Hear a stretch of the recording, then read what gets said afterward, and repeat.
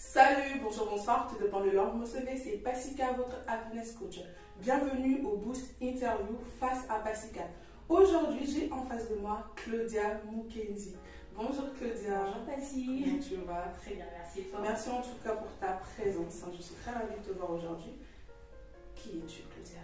Alors, comme Passy elle a dit, je m'appelle Claudia Mukenzi. Une jeune diplômée en Master 2 en marketing et management stratégique. Je travaille actuellement en tant qu'assistante marketing dans un cabinet de conseil de la place. Et en parallèle, en fait, je travaille un peu en freelance pour accompagner les entrepreneurs, les auto-entrepreneurs qui veulent se lancer. Voilà. D'accord. Et ça consiste à quoi en fait? Si on rentre un peu dans la profondeur, ton travail consiste à quoi? Voilà, donc mon travail consiste en quoi?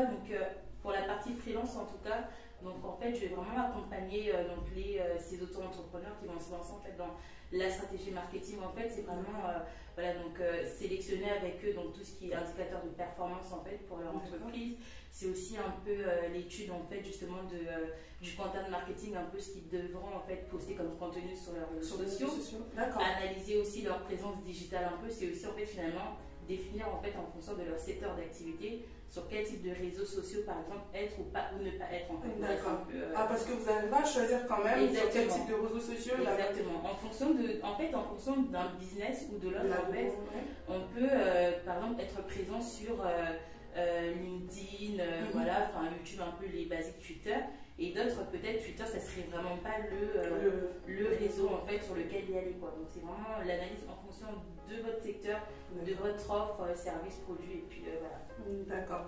Et sur les réseaux sociaux, qu'est-ce qui se passe en fait? Vous publiez pour les personnes? Qu'est-ce que vous faites? Tu fais en fait objectivement? Voilà, donc là par exemple, juste un cas pratique avec une personne avec qui je travaille là en ce moment. Par exemple, moi je vais préparer avec elle en fait tout le contenu avant. Parce qu'en fait, j'ai pas accès à ces réseaux par exemple. T'as pas encore accès. Donc moi je vais juste travailler pour elle, je vais déjà préparer le contenu, que ce soit peut-être une vidéo ou un texte qui va avec une image en tout cas préparée que j'aurais fait en tout cas sur PowerPoint, etc. Photoshop, whatever. Et puis moi je prépare juste le contenu, on valide ensemble et puis elle le poste en fait. Mais en entreprise, par exemple, du coup, en tant que personne marketing, je peux avoir accès en fait à nos réseaux sociaux. Donc, à partir de cet instant, je prépare le contenu qui est validé et je le poste aussi. Donc, c'est vraiment en fonction de l'accès au réseau ou pas. Imaginons, on a organisé un événement, par exemple.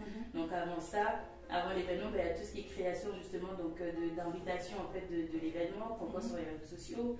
Il y a tout le message en fait marketing, le message de communication qui va avec. Pendant l'événement, il y a justement le fait d'assurer aussi un peu de façon la communication en tout cas autour de l'événement, et puis il y a l'après-événement. Donc préparer les posts de remerciement, mettre les images, les contenus marketing qui vont avec l'événement. Puis voilà. Waouh.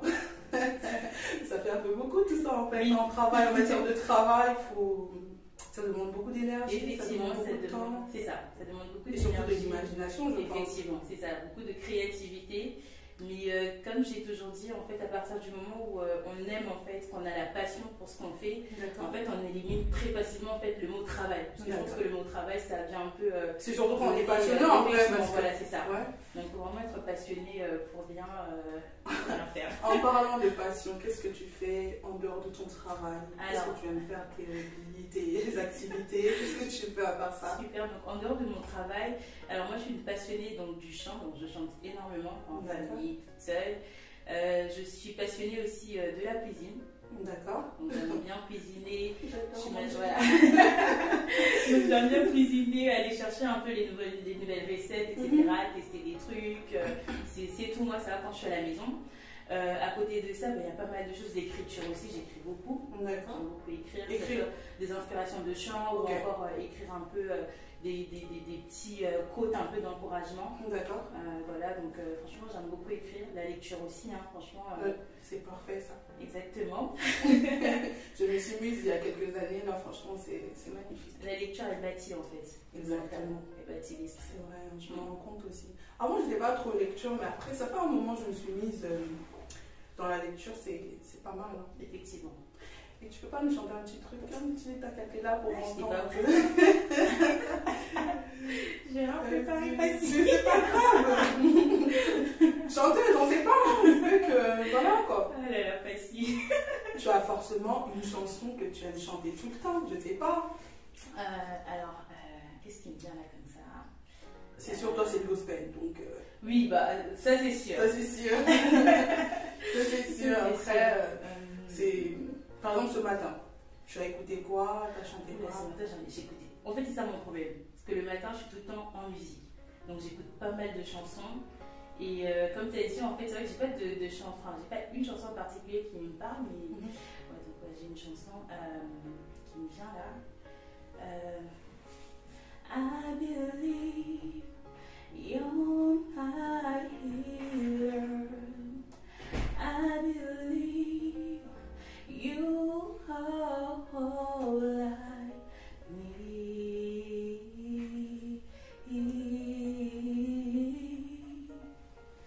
I believe you're my portion. I believe you're more than enough for me. Jesus, you are I need. Ah, bah voilà. Tu es un peu la timide là, bah voilà. Non mais c'est bien franchement. Alors, un conseil pour les personnes qui veulent se lancer dans la vie, quel que soit dans l'entrepreneuriat, quel que soit, je ne sais pas, dans toute chose. Un conseil, les personnes, parce qu'il y a certaines personnes aujourd'hui qui veulent se lancer dans quelque chose, mais qui hésitent en fait. Ces personnes ont la peur, tu vois, parce que la peur en fait, c'est ça qui limite les gens. Donc, qu'est-ce que tu pourrais dire à ces personnes-là aujourd'hui? Alors, je me tourne bien vers vous du coup, parce que ça c'est une question super importante. Et en fait, Passy, elle vient de soulever quelque chose de super important, c'est la peur en fait. Donc la peur, c'est vraiment un ennemi en fait pour se lancer. La peur, c'est même un ennemi pour toi en fait, ça nous met un frein à tout. Et donc moi, mon conseil en fait, depuis que j'ai compris un peu la vie, enfin guillemets, on se comprend, c'est qu'en fait, il ne faut vraiment pas hésiter à se lancer. Mais en fait, avant ça, il faut vraiment se construire en fait, comprendre en fait le but et la mission de pourquoi vous voulez vous lancer en fait. Parce qu'aujourd'hui, il y a beaucoup de personnes qui se lancent, d'autres échouent, peut-être parce qu'il y avait des mauvaises motivations par derrière en fait. Donc vous comprenez les motivations de pourquoi vous voulez vous lancer en fait. Donc quels sont les objectifs lorsque vous vous lancez. Mais surtout n'hésitez pas. Et puis moi, même si je fais un peu des études marketing, etc., des études de marché, croyez-moi, il y a de la place pour tout le monde. En fait, à vous simplement de sortir en fait ce qu'on appelle un peu l'avantage concurrentiel en fait. C'est finalement, ok, moi je me mets sur tel marché, qu'est-ce que je rapporte de plus que ce qu'il y a déjà en fait sur le marché. Donc c'est juste ça. Donc lancez-vous. Si vous avez une idée, elle est géniale, enfin, que ce soit dans le coaching, dans la mode, enfin, dans le... Voilà, il y a de la place, voilà. Le message, c'est qu'il y a de la place, mais en fait, dans tout ça, quelle est votre valeur ajoutée en fait? Exactement. C'est ça en fait. Exactement. C'est exactement. Merci Claudia, en tout cas, c'était très enrichissant tout ça. Et c'est quoi ta vision de la vie? Alors, ma vision de la vie, moi déjà, pour moi, je considère que la vie, c'est un beau cadeau que Dieu nous a fait.